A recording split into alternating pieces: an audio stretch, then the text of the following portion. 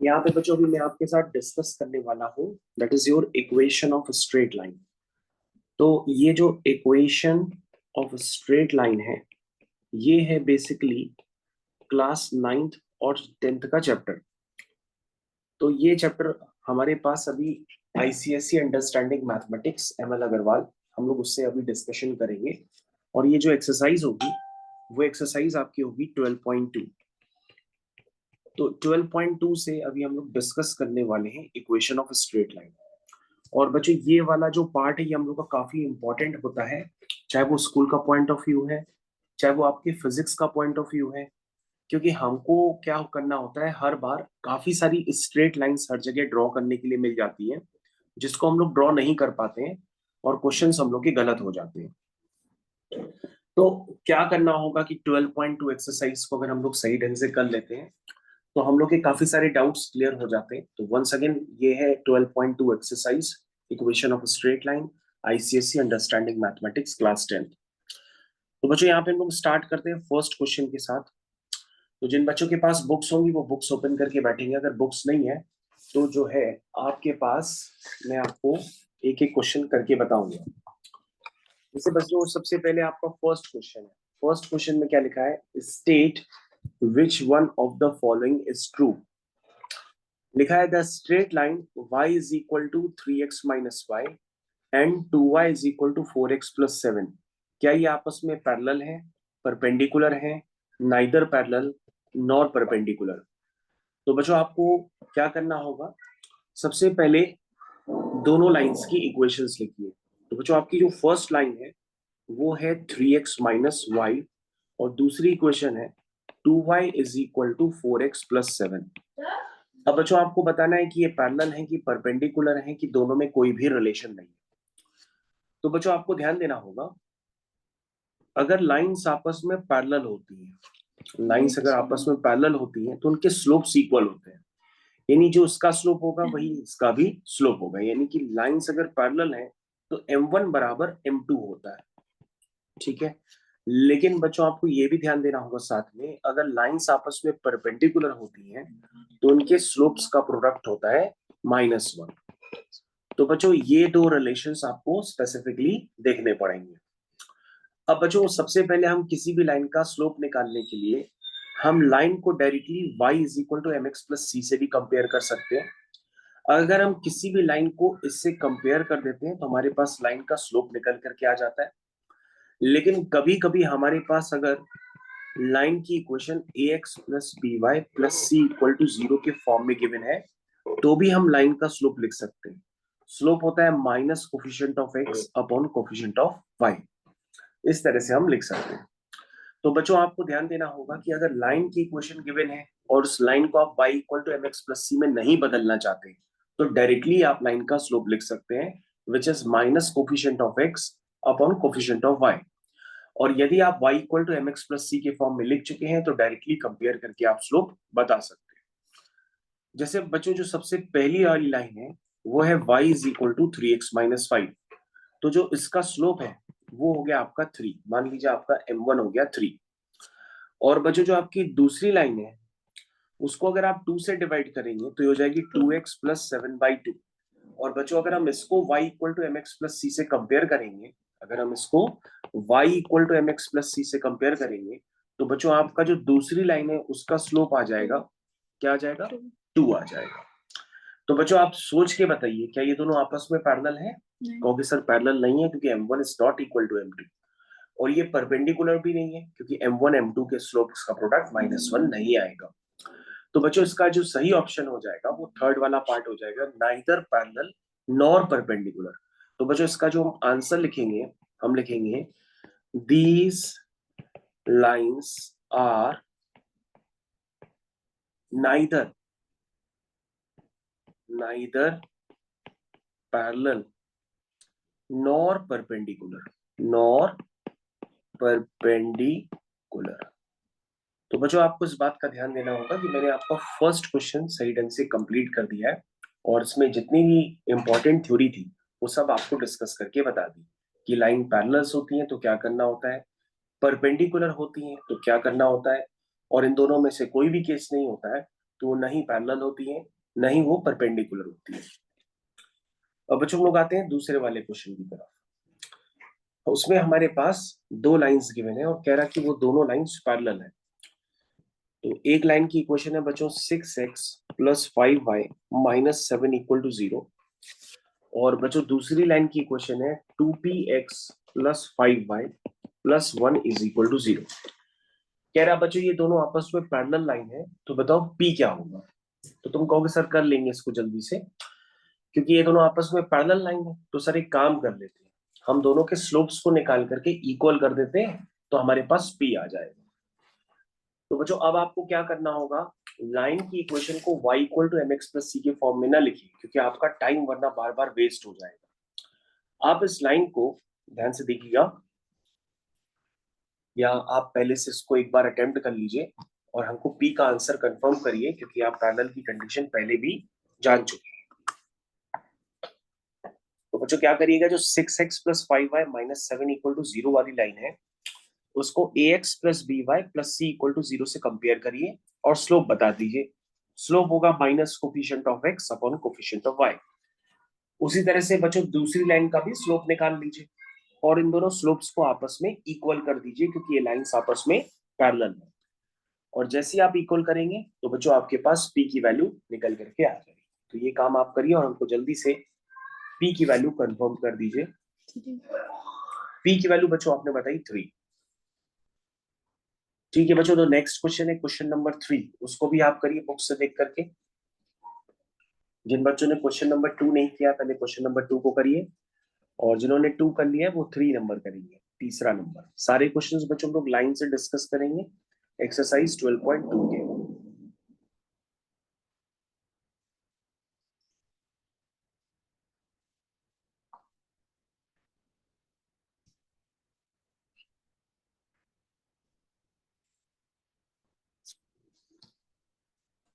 तो होपफुली बच्चों आप लोग ने क्वेश्चन नंबर 2 कर लिया होगा, उसको हम आंसर मैच करा देते हैं। तो अगर हम इसको कंपेयर करते हैं ax plus B Y plus C equal to 0 से, तो उसका स्लोप होगा minus coefficient of x upon coefficient of y। और बच्चों यदि हम इसको कंपेयर करते हैं ax plus B Y plus C equal to 0 से, तो जो उसका स्लोप होगा विच इज m2 वो होगा minus coefficient of x upon coefficient of y। ठीक। और बच्चों क्योंकि ये लाइंस आपस में पैरेलल है तो m1 और m2 आपस में क्या होंगे, इक्वल होंगे। Minus 6/5 is equal to minus 2p/5। तो बच्चों 5 से 5 ये कैंसिल हो जाएगा, माइनस से माइनस कैंसिल हो जाएगा, 2p इज इक्वल टू 6 आ जाएगा। दैट मीन्स जो आपने आंसर निकालना है p इक्वल टू 3, वो बच्चों आपका एक सही आंसर है। तो ठीक है बच्चों, ये करने का आपको पूरा मौका दिया गया था, तो आपने बिल्कुल सही आंसर निकाला है। क्वेश्चन नंबर 3 की तरफ आते हैं। क्वेश्चन नंबर 3 में बच्चों वंस अगेन ए और बी के बीच में रिलेशन एस्टेब्लिश करना है और लाइंस आपस में पैरेलल है। लाइंस की इक्वेशन है 2x minus B Y plus 5 equal to 0। और जो बच्चों दूसरी लाइन है उसकी इक्वेशन है ax plus 3y is equal to 2। कह रहा है ये दोनों लाइंस पैरेलल हैं, तो बताओ ए और बी में क्या रिलेशन होगा। तो बच्चों ये जो दूसरी वाली लाइन है ना, उसको ax plus B Y plus C equal to 0 के फॉर्म में लिख दो। तो कैसे लिखोगे, तुम कहोगे सर जो उधर का 2 है ना, उसको 2 को इधर ले आते तो माइनस 2 इक्वल टू 0। तो बच्चों दोनों लाइंस के स्लोप निकाल लो, ax plus B Y plus C equal to 0 से कंपेयर करके। तो पहली वाली लाइन का जो स्लोप होगा वो होगा minus coefficient of x upon coefficient of y। Coefficient of y क्या है, माइनस b। ध्यान दीजिएगा माइनस b है। और बच्चों जो दूसरी लाइन है minus coefficient of x upon coefficient of y। तो बच्चों अगर पैरेलल है तो m1 इज इक्वल टू हम m2 कर देंगे, यह आ जाएगा 2 upon b is equal to minus का a/3। तो बच्चों बन जाएगा ए बी या minus A B is equal to 6। ठीक है ना, तो उसको हम कह सकते हैं 6 plus A B is equal to 0। तो बच्चों ये आपका ए और बी के बीच में रिलेशन डेवलप हो जाएगा। तो इसी के साथ क्वेश्चन नंबर 3 खत्म हो गया। तो बच्चों याद रखिए ये पैरेलल वाले कंसेप्ट्स आपको बहुत अच्छे से क्लियर होने चाहिए, क्योंकि खूब सारी जगह लाइंस का यूज होता है, लेकिन अगर लाइंस के बारे में आप ज्यादा नहीं जानते हैं तो आपके क्वेश्चंस गलत भी हो जाते हैं। तो क्वेश्चन नंबर 4 पे आ गए। लिखा है given that the line, line की क्वेश्चन है बच्चों, y/2 is equal to x minus P. फिर कह रहा है एंड द लाइन, बच्चों एक दूसरी लाइन भी गिवन है, वो है ax plus 5 is equal to 3y। फिर ये कह रहा है आपस में पैरेलल है, तो बताओ a की वैल्यू क्या होगी। तो बच्चों ये पैरेलल वाले क्वेश्चंस की प्रैक्टिस का आखिरी क्वेश्चन है, उसके बाद परपेंडिकुलर वाले क्वेश्चंस चालू हो जाएंगे। तो बच्चों ये दोनों लाइंस आपस में क्या है, पैरेलल है, तो और आपको निकालनी है a की वैल्यू। तो ठीक है, पहले हम लाइंस को लाइंस के फॉर्म में लिखें, अभी तो समझ में नहीं आ रहा है। तो ये हो गया बच्चों y is equal to 2x minus 2p। तो इसका तो स्लोप डायरेक्टली समझ में आ रहा है 2 है। और बच्चों उसको हम ऐसे लिख सकते हैं ax minus 3y plus 5 is equal to 0। तो बच्चों अगर हम इसको y equal to mx plus c से कंपेयर करते हैं तो उसका स्लोप तो 2 दिख रहा है। और बच्चों अगर हम इसको ax plus by plus c equal to 0 से कंपेयर करते हैं तो उसका स्लोप आएगा minus coefficient of x upon coefficient of y, ये आ जाएगा। तो बच्चों ये वैल्यू आएगी a/3। तो क्या करना है, ये दोनों आपस में पैरेलल है, तो m1 और m2 को इक्वल कर लीजिए। That means 2 is equal to a/3, that means a is equal to 6। ये बच्चों आपका फुल एंड फाइनल आंसर आ गया। तो बच्चों ये पैरेलल वाले क्वेश्चंस जितने भी थे वो शुरुआत के 4 क्वेश्चंस थे जो मैंने अभी आपके साथ डिस्कस किए, exercise 12.2 with ICSC understanding mathematics class 10th। तो अब हम लोग कंटिन्यू करते हैं क्वेश्चन नंबर 5 के साथ। उसमें लिखा हुआ है क्वेश्चन नंबर 5 में कि y is equal to 3x plus 7 and 2y plus px is equal to 3। बच्चों ध्यान से देखिएगा, फिफ्थ क्वेश्चन में गिवन है y is equal to 3x plus 7 and 2y plus px is equal to 3 are perpendicular to each other. Find the value of p. बच्चों ये line जो है आपस में परपेंडिकुलर है और आपको यहाँ पर p की वैल्यू निकालनी। तो सबसे पहले पहली लाइन को तो y equal to F X plus C से कंपेयर कर देंगे। तो पहली लाइन का स्लोप दिख रहा है 3। तो दूसरी लाइन का स्लोप निकाल लेते हैं। तो पहले लिखते हैं P X plus 2y minus 3 equal to 0। इसको X plus B Y plus C equal to 0 के फॉर्म में लिख दिया। और इसका स्लोप मान लो m2 है, वो होगा minus coefficient of x upon coefficient of y।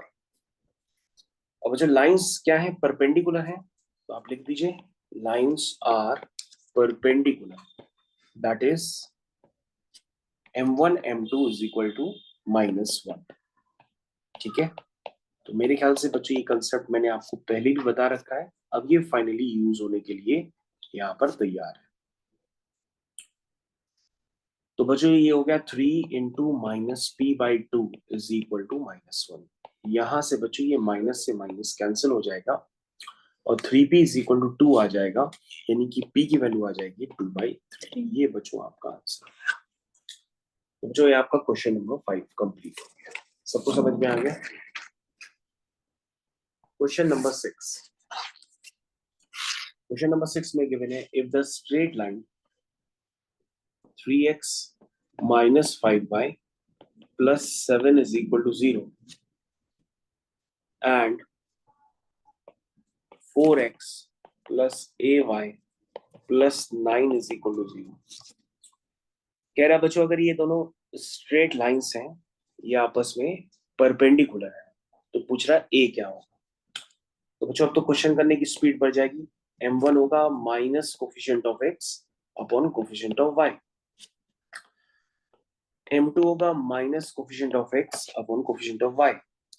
अब हमको परपेंडिकुलर है तो m1 m2 का प्रोडक्ट -1 करना पड़ेगा। That means 3/5 into -4/a is equal to -1। तो बच्चों ये माइनस से माइनस कैंसिल हो जाएगा और ये हो जाएगा 4 3 जा 12 is equal to 5a। That means a की वैल्यू आ जाएगी बच्चों 12/5। अब बच्चों अपना आंसर चेक करिए, आपका आंसर 12/5 आया, आ रहा है, तो बच्चों बिल्कुल सही है। ये हो गया बच्चों क्वेश्चन नंबर 6। क्वेश्चन नंबर 6 के बाद आ गया बच्चों क्वेश्चन नंबर 7। अब बच्चों क्वेश्चन नंबर 7 भी एकदम एज इट इज क्वेश्चन है, तो क्वेश्चन नंबर 7 का भी हम लोग डिस्कशन नहीं करेंगे। अब हम लोग बच्चों क्वेश्चन यहाँ पे जंप करना स्टार्ट कर देंगे। ठीक, चलिए भाई क्वेश्चन नंबर, अब हम लोग जो 6th के बाद है उसमें अब हम लोग नहीं करेंगे क्योंकि सभी के कंसेप्ट लगभग सेम लग रहा है, तो ये आपके लिए प्रैक्टिस क्वेश्चन हो जाएंगे रिमेनिंग। अब आप लोग करेंगे क्वेश्चन नंबर 13। तो जितने बच्चों के पास बुक्स हैं वो क्वेश्चन नंबर 13 को पहले ओपन करें और देखें क्या है।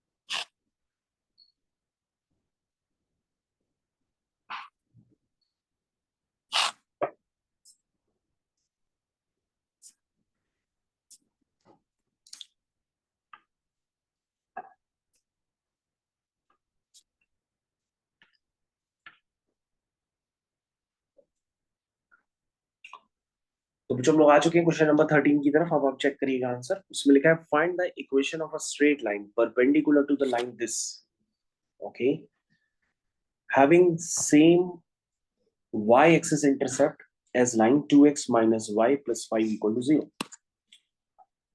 तो बच्चों आपको ध्यान देना होगा, ये क्वेश्चन थोड़ा सा अब हट गया। आपको एक लाइन की इक्वेशन निकालनी है जो गिवन लाइन के परपेंडिकुलर है। तो बच्चों आपके पास जो इक्वेशन है लाइन की गिवन, वो 3x minus 4y plus 12 equal to 0। ठीक है, अब बच्चों मैं आपको एक कंसेप्ट बताता हूँ, उस कंसेप्ट पे सभी बच्चे ध्यान देंगे। ठीक है, तो उस कंसेप्ट पे सारे बच्चे ध्यान देंगे और क्वेश्चन को कंप्लीट करेंगे। सबसे पहले आपके पास बच्चों इस क्वेश्चन को करने के मेथड तो काफी सारे हैं, लेकिन अभी एक मेथड नंबर 1 मैं आपसे डिस्कस करता हूं कि आपको एक रिक्वायर्ड लाइन की इक्वेशन निकालनी है। तो चलिए, रिक्वायर्ड लाइन आपकी कहाँ है? ये बच्चों आपकी रिक्वायर्ड लाइन, ठीक है ना, क्योंकि रिक्वायर्ड लाइन क्या है? इस गिवन लाइन के परपेंडिकुलर है। ये बच्चों हो गई आपकी गिवन लाइन। तो तुम कहोगे सर रिक्वायर्ड लाइन के स्लोप को m2 मान लेते और इसके स्लोप को m1 मान लेते। तो हमने कहा m1 क्या हो, तो सर m1 होगा minus coefficient of x upon coefficient of y, that means 3/4। Lines perpendicular है तो m1 m2 is equal to -1। आप यूज करेंगे तो आपके पास m2 की वैल्यू आ जाएगी माइनस का 4/3। अब जो आपकी जो रिक्वायर्ड लाइन है उसका स्लोप तो पता पड़ गया और उसका y एक्सिस इंटरसेप्ट भी पता है। तो बच्चों आपको ध्यान देना होगा, किसी भी लाइन का y एक्सिस इंटरसेप्ट जो होता है वो बेसिकली c को रिप्रेजेंट करता है। तुमने कहा कैसे? हमने कहा बेटा slope intercept form of a line ये होती है, इसको हम लोग कहते हैं slope intercept form of line. इसको हम लोग कहते हैं slope intercept form of line के नाम से जानते हैं। इसमें बच्चों अगर आप ध्यान से देखें तो इस लाइन का स्लोप m है, और जैसे ही बच्चों अगर हम इसमें x की जगह 0 डालते हैं, सारे बच्चे ध्यान देंगे, इस लाइन को एक पॉइंट सेटिस्फाई करता है। जैसे हम x की जगह 0 डालते हैं तो y की जगह c आ जाता है। x की जगह 0 डालने पर y की जगह c आ जाता है, तो दैट मींस ये लाइन जो है बच्चों, ध्यान दीजिएगा, ये लाइन या तो ये हो सकती है या तो ये लाइन ये हो सकती है। ठीक है ना? तो हमको क्या पता पड़ गया कि x इक्वल टू 0 डालने पर y की वैल्यू क्या आ रही है? c आ रही है। तो बच्चों ये वैल्यू जो कहलाती है ना, ये वैल्यू कहलाती है c। इसको हम लोग y एक्सिस इंटरसेप्ट भी कहते हैं। तो बच्चों c को बेसिकली हम लोग कहते हैं y एक्सिस इंटरसेप्ट। और वैसे भी बच्चों कभी भी आपको x एक्सिस इंटरसेप्ट निकालना हो, मान लो आपको ये पॉइंट निकालना हो, तो आप y की जगह 0 पुट कर दो, और अगर आपको y एक्सिस इंटरसेप्ट निकालना हो तो आप x की जगह 0 पुट कर दो, ठीक है ना। तो दोनों तरह के इंटरसेप्ट आप निकाल सकते हैं।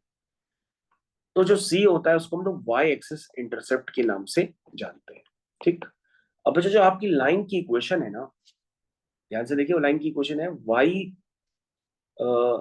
अगर आप इसको जैसे भी लिखें, फिलहाल अभी जो गिवन है वही लिख देते हैं। आपकी जो लाइन की इक्वेशन है वो है 2x minus Y plus 5 equal to 0। तो बच्चों अगर आप इसको y equal to mx plus C के फॉर्म में लिखोगे तो डायरेक्टली आपको c नजर आएगा, वही होता है y एक्सिस इंटरसेप्ट। लेकिन नहीं समझ में आ रहा तो आप बच्चे एक और तरीके से भी निकाल सकते हो। y एक्सिस इंटरसेप्ट निकालने के लिए मैंने आपको बताया था ना कि x की जगह 0 डाल दो। तो जैसे ही बच्चों उसमें x की जगह 0 डालोगे तो y की वैल्यू आ जाएगी 5, और यही बच्चों काम करेगा c का। यानी कि बच्चों जो आपका रिक्वायर्ड लाइन की इक्वेशन थी y equal to M X plus C, वो आप निकाल चुके हो। रिक्वायर्ड लाइन का स्लोप क्या था, -4/3 x प्लस सी, सी बच्चों कितना है 5। तो बच्चों ये आपका फुल एंड फाइनल आंसर हो जाएगा। तो बच्चों ये हो गया क्वेश्चन करने का मेथड नंबर 1। तो इस क्वेश्चन को करने के लिए बच्चों मैंने क्वेश्चन करा तो, लेकिन मैंने slope intercept form y equal to M X plus C की हेल्प ली है। लेकिन बच्चों अभी हम इस क्वेश्चन को किसी और मेथड से भी करेंगे तो भी ये क्वेश्चन हो जाएगा। तो बच्चों आपको बहुत ही ध्यानपूर्वक करना होगा। अब मैं क्वेश्चन नंबर 13 को मेथड नंबर 2 से कराता हूं। देखिए बच्चों, मान लीजिए आपके पास इस वाली लाइन की इक्वेशन है ax plus B Y plus C one equal to 0, और आपको इसके पैरेलल लाइन की इक्वेशन लिखनी है। गिवन लाइन के पैरेलल लाइन की इक्वेशन अगर लिखोगे तो बच्चों दोनों का स्लोप सेम होगा। हाँ, क्या डिफरेंस कर सकता है, वो डिफर कर सकता है उनका कांस्टेंट। तो किसी भी लाइन के पैरेलल लाइन की इक्वेशन लिखने के लिए आपको कुछ नहीं करना होता है, आप ax प्लस बी वाई वाला टर्म वही लिखो, बस कांस्टेंट को अलग कर दो। तो ये दोनों लाइंस आपस में क्या कहलाएंगी, पैरेलल कहलाएंगी, क्योंकि दोनों के स्लोप सेम है। तो बच्चों पैरेलल लाइन की इक्वेशन अगर लिखनी है, कि किसी भी लाइन की इक्वेशन लिखी है उसके पैरेलल लाइन की इक्वेशन लिखनी है, तो ax प्लस बी वाई वाला जो टर्म होता है वो सेम होता है, बस कांस्टेंट डिफर कर जाते हैं।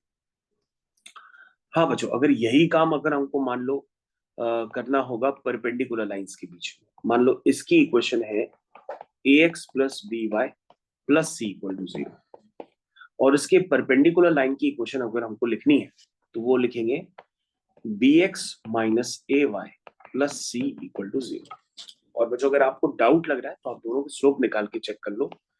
इसका स्लोप है minus coefficient of x upon coefficient of y, इसका स्लोप है minus coefficient of x upon coefficient of y।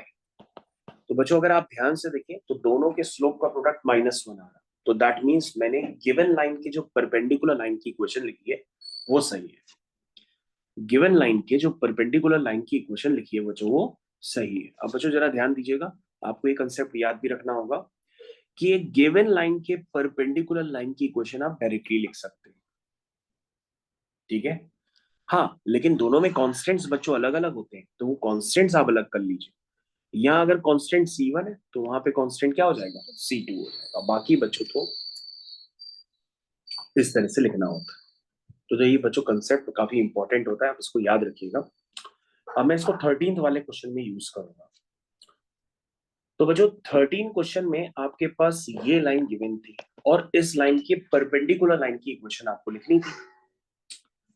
तो आपने पहचान लिया था कि अगर हम इसको ax plus B Y plus C equal to 0 से कंपेयर करेंगे तो a हमारा 3 है, b हमारा -4 है। तो इसके परपेंडिकुलर लाइन की जो इक्वेशन होगी, ठीक है ना, इक्वेशन ऑफ परपेंडिकुलर लाइन लिखिएगा, इक्वेशन ऑफ परपेंडिकुलर लाइन वो होगी बच्चों, क्या होगी, B X minus A Y plus lambda is equal to 0। ये बच्चों इक्वेशन मानी जाएगी, ठीक है। तो आप अगर चेक करना चाहें तो दोनों के स्लोप निकाल के भी चेक कर सकते हैं, दोनों के स्लोप का प्रोडक्ट -1 ही आएगा। अब बच्चों करना क्या है, ये जो रिक्वायर्ड लाइन है ये तो आपने लिख दी, लेकिन ये रिक्वायर्ड लाइन का जो y एक्सिस इंटरसेप्ट है वो भी गिवन है, लिखा है having same y axis intercept. कह रहा है इसका y एक्सिस इंटरसेप्ट जो होगा वही इस लाइन का भी y एक्सिस इंटरसेप्ट होगा, यानी कि वो सेम होगा। है ना। तो बच्चों इससे आप क्या करोगे, तुम कहोगे सर वाई एक्सिस इंटरसेप्ट का मतलब क्या हुआ। तो बच्चों मैंने आपको बताया था कि यदि वाई एक्सिस इंटरसेप्ट निकालना तो आप क्या करोगे, एक्स की जगह जीरो डाल दोगे। तो बच्चों जैसे ही आप एक्स की जगह जीरो डालोगे तो वाई फाइव आ जाएगा। तो वाई एक्सिस इंटरसेप्ट क्या होगा, फाइव। और अगर वो पॉइंट कहें तो वो पॉइंट क्या होगा बच्चों, 0,5। तो 0,5 बच्चों क्या है, वो एक पॉइंट है जो उस लाइन की इक्वेशन को सेटिस्फाई कर रहा है। तो बच्चों अगर आप चाहें तो अब इस क्वेश्चन को जल्दी करने के लिए क्या करेंगे, वाई एक्सिस इंटरसेप्ट का यूज करेंगे। तो वाई एक्सिस इंटरसेप्ट बच्चों अब आगे आप करिएगा तो आपका हो जाएगा क्वेश्चन, ठीक है। तो बच्चों मैंने आपको मेथड बता दिया कि वाई एक्सिस इंटरसेप्ट क्या है, इसका 5 है। मेरे ख्याल से सारे बच्चों को क्लियर हो गया होगा। तो क्वेश्चन नंबर मेथड नंबर 2 बच्चों सभी को क्लियर हो गया होगा। तो आपके पास अब चॉइस है कि आप मेथड नंबर 2 यूज करें या मेथड नंबर 1 यूज करें। मेथड नंबर 2 में बच्चों मैंने आपको इंपॉर्टेंट कंसेप्ट बताए हैं, उनको जरूर याद रखिएगा। ठीक है बच्चों, हमारे पास एक नेक्स्ट क्वेश्चन आ जाता है। तो नेक्स्ट क्वेश्चन को अभी हम लोग करते हैं। वो नेक्स्ट क्वेश्चन है हमारा क्वेश्चन नंबर 12। 13 के बाद 12, हाँ 13 के बाद 12।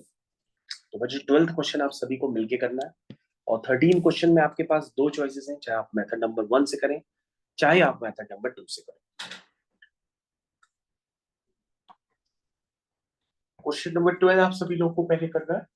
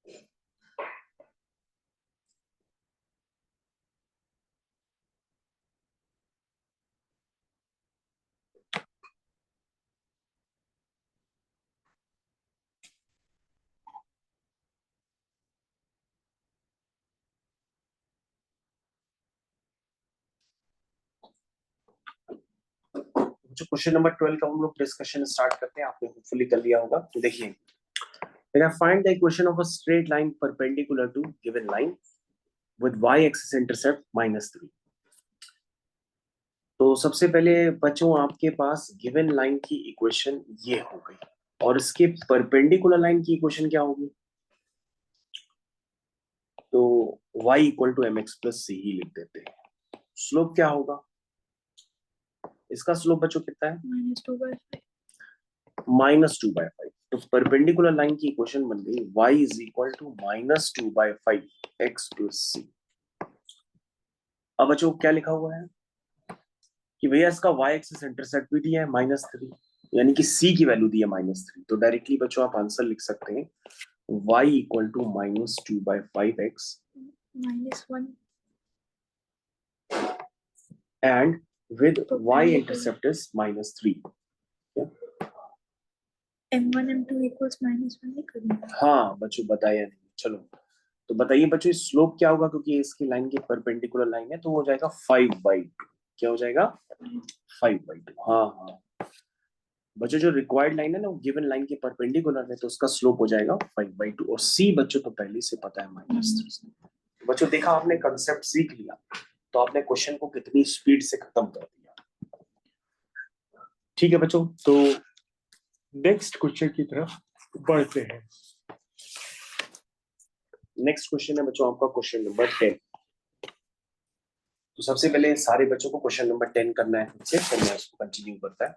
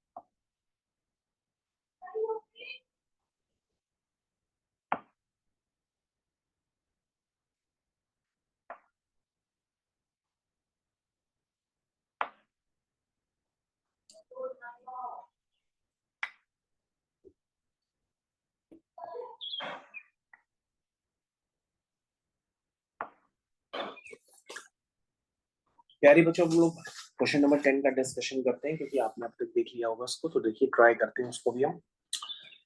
लिखा है, if the lines 3x plus y is equal to 4, 3x plus y minus 4 is equal to 0। दूसरी है x minus A Y plus 7 is equal to 0। तीसरी है बच्चों bx plus 2y plus 5 is equal to 0। Form 3 consecutive sides of rectangle. तो बच्चों rectangle ही बना लेते हैं सीधा। ये बच्चों रेक्टेंगल बनकर के क्रिएट कर। तो मान लो इस इक्वेशन का है नाम L1, ये है बच्चों L2 और ये है बच्चों L3। तो कह रहा है बच्चों ये L1 हो गया, ये L2 हो गया, ये L3।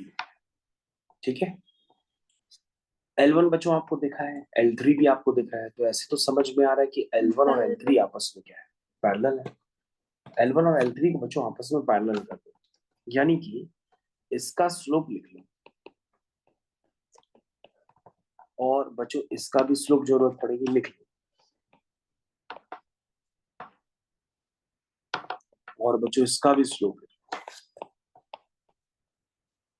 तो क्या करना होगा, L1 is parallel to L3, L1 is parallel to L3, that means M1 और M3 आपस में क्या हो जाएंगे, इक्वल हो जाएंगे। तो बच्चों L1 और L3 को इक्वल कर दो, यानी कि -3 इज इक्वल टू माइनस का b/2।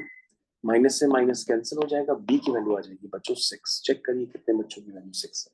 आई 6। L1 और L3 को पैरेलल है, तो मैंने इनके स्लोप्स को इक्वल कर दिया, तो हमारे पास बच्चों यहाँ से b की वैल्यू आ गई 6। उसके बाद बच्चों को ये भी नजर आ रहा है कि L1 और L2 या L2 और L3 आपस में परपेंडिकुलर है, तो आप कोई भी यूज कर लो, L1 और L2 को यूज कर लो, आंसर सेम आएगा जो भी आप निकालेंगे। तो M1 और M2 के स्लोप्स का प्रोडक्ट क्या कर दो, -1। M1 कितना है, -3। M2 कितना है, 1/a इज इक्वल टू -1। तो बच्चों यहाँ से a की वैल्यू आ जाएगी 3। ये देखो बच्चों क्वेश्चन तो हो गया, a की वैल्यू भी आ गई, b की वैल्यू भी आ गई, क्वेश्चन तो कंप्लीट हो गया। यहाँ पे M1 3 क्यों नहीं होगा? हाँ, y is equal, ओके कुछ नहीं। हाँ क्या ठीक है। तो बच्चों आप चाहे y equal to mx plus c से कंपेयर करके स्लोप निकालिए, चाहे डायरेक्टली स्लोप निकाल लीजिए, आंसर आपका सही। तो बच्चों आपका A3 आ गया और B6 आ गया, तो क्वेश्चन नंबर 10 आपका हो गया होगा अब तक। चलिए आगे कंटिन्यू करते हैं बच्चों। क्वेश्चन नंबर 9 करना है आपको, 9th क्वेश्चन की तरफ मूव करेंगे। डिफिकल्ट क्वेश्चन करने के बाद इजी क्वेश्चन जल्दी जल्दी होगा, तो 9th क्वेश्चन आप ट्राई करिएगा।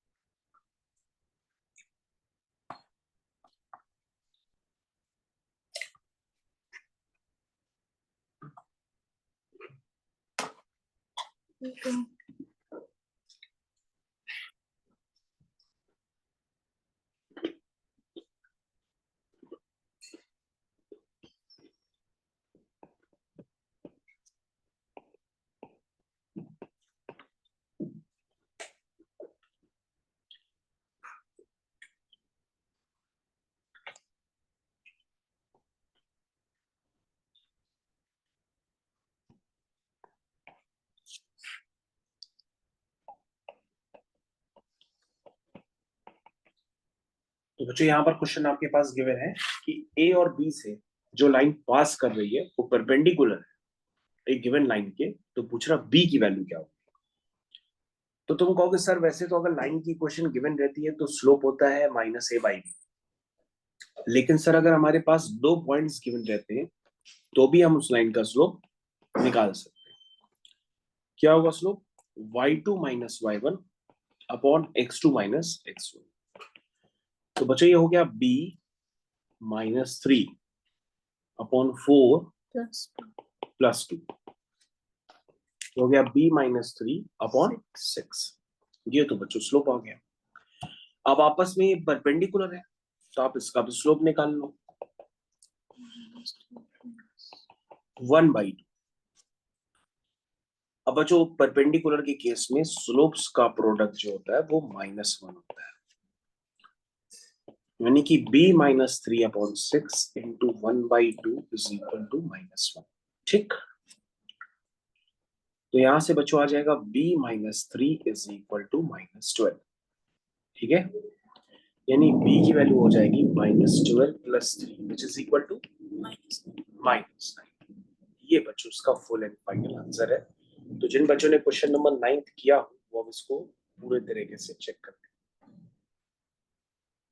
तो बच्चों हम लोग कंटिन्यू करते हैं with new question, question number 14। तो बच्चों क्वेश्चन नंबर 14 की चर्चा को हम लोग चालू करेंगे। पहले आप करिए।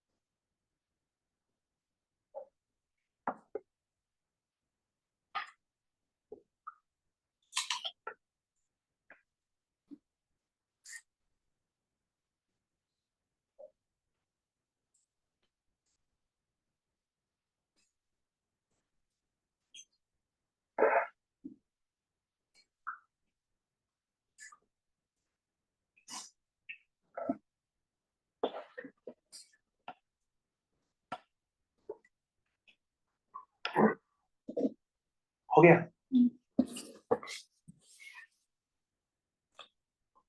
तो बच्चों क्वेश्चन नंबर 14, अब आप देखिए फाइनली इसका आंसर क्या आ रहा है भाई, इसको ट्राई भी कर लेते हैं। देखा, find the equation of a line which is parallel to okay 3x - 2y plus 4 equal to 0। तो बच्चों आपको एक लाइन की इक्वेशन लिखनी है जो इसके पैरेलल, यानी कि इसके पैरेलल लाइन की इक्वेशन होगी। मैंने बताया था उसमें ax प्लस by वाला टर्म सेम रहता है ना, प्लस कांस्टेंट डिफर कर जाते हैं, तो आपको शुरुआत वाले टर्म वही रखने रहेंगे। That means ax plus by plus c equal to 0 है, तो पैरेलल लाइन की इक्वेशन होगी ax plus by plus lambda is equal to 0। ये बच्चों आपकी रिक्वायर्ड लाइन है, लेकिन ये कंप्लीट तभी होगी जब आप इसमें लैम्डा की वैल्यू निकाल पाओ।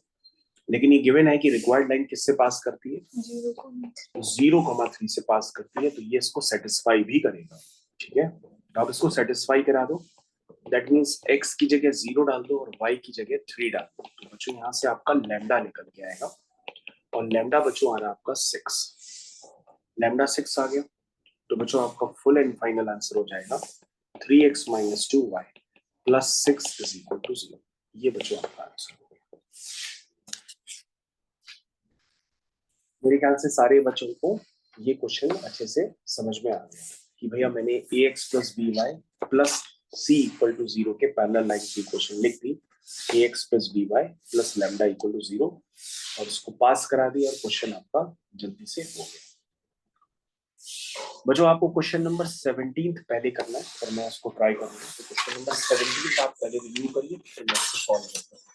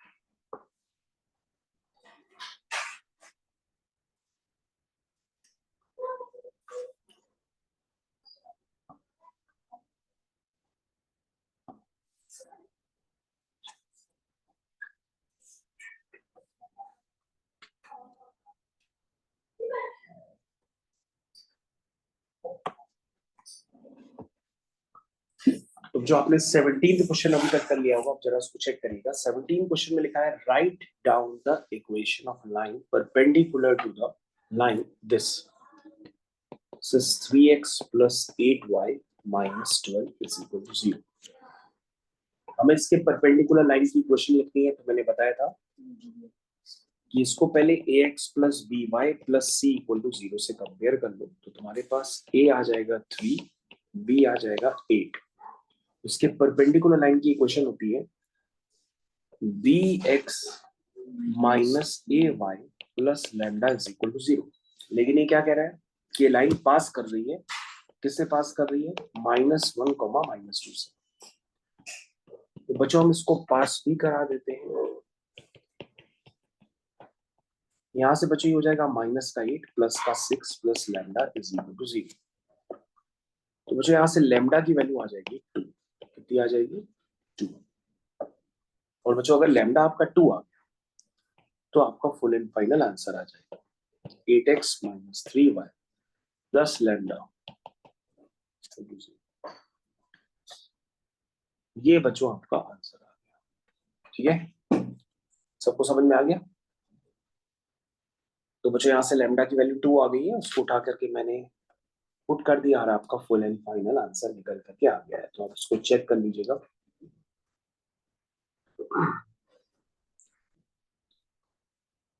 तो यहाँ पर बच्चों काफी सारे क्वेश्चन सब लोगों ने फाइनली कर लिए। क्वेश्चन नंबर 19 की तरफ हम लोग मूव करेंगे। तो पहले 19 क्वेश्चन आपको ट्राई करना है।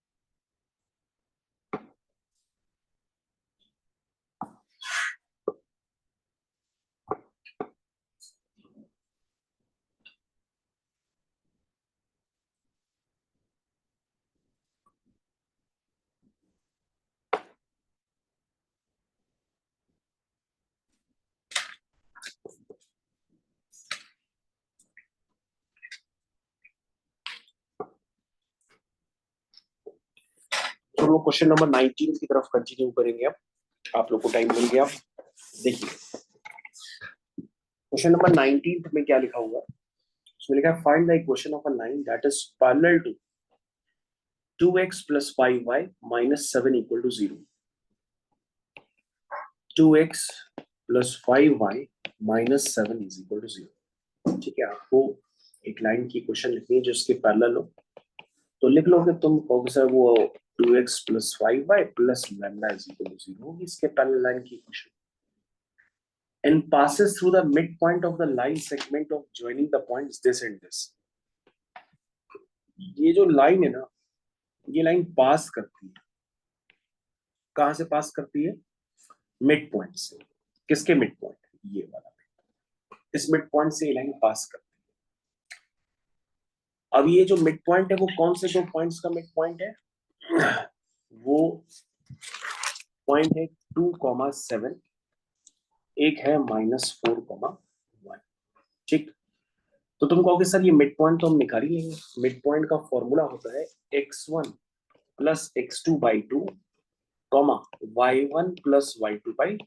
ये बच्चों मिड पॉइंट का बेसिक फॉर्मूला होता है, x1 plus x2/2 y1 plus y2/2। इसको आप याद कर लीजिए।